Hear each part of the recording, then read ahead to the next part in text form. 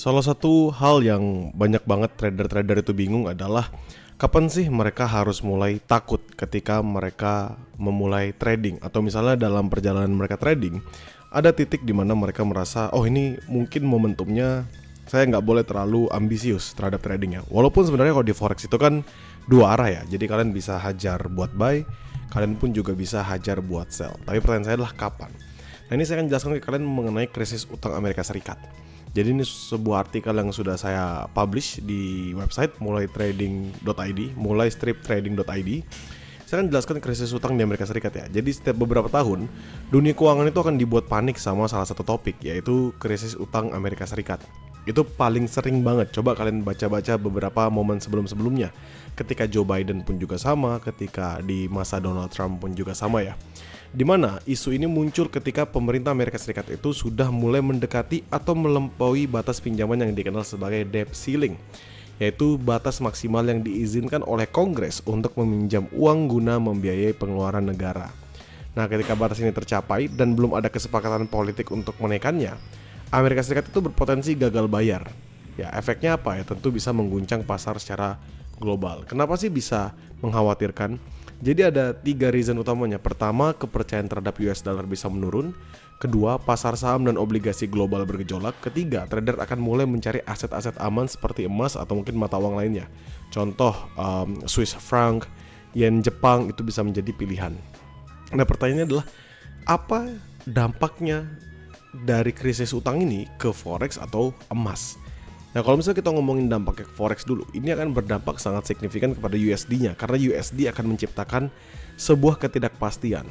Kenapa? Ketika risiko gagal bayar itu meningkat, tentu investor global nggak ingin deket-deket banget nih sama aset-aset yang basic utamanya berbasis dolar. Contoh beli saham Amerika Serikat, contoh punya obligasi di Amerika Serikat, contoh lagi punya ETF, atau mungkin mereka menyimpan mata uang US dollar itu sebagai salah satu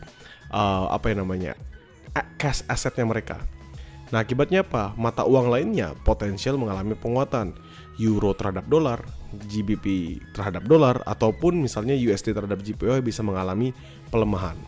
Nah, emas sendiri itu bisa mengalami penguatan. Kenapa? Tadi ingat katanya teman-temannya, bahwa ketika menjadi sebuah permasalahan, sebuah hutang ini, maka orang-orang atau investor akan mulai mencari aset-aset yang aman. Nah, salah satunya adalah emas.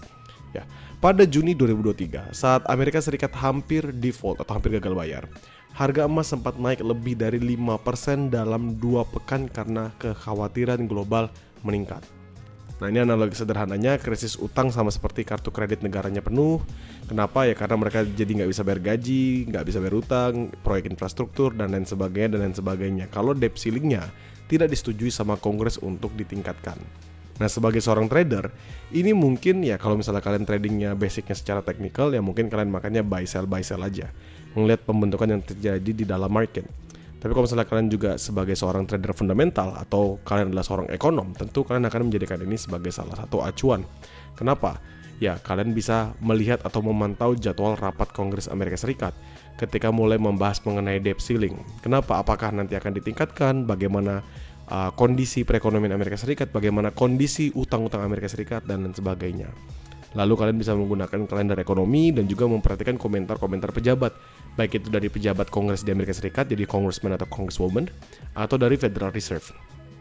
Dan ingat, perhatikan korelasinya. Ini kan di sini dibilang jika USD melemah, XUSD cenderung naik, tapi bisa dikatakan seperti itu karena dalam kondisi ini adalah orang-orang berlarian. Ingat ya, bahwa hipotesis kita adalah orang-orang akan memilih aset yang lebih aman ketika Amerika Serikat mengalami gejolak di mana mereka kemungkinan besar tidak bisa membayar hutangnya mereka. Gitu. Dan juga ingat, kita harus memiliki manajemen risiko yang tepat. Kesimpulannya adalah waspada tapi jangan panik.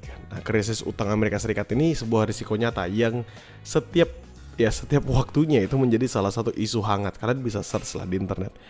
Dan kita sebagai seorang trader harus paham konteksnya. Dan di dalam kondisi seperti ini, jangan sampai kita menjadi panik, melainkan kita bisa memanfaatkannya untuk mencari peluang.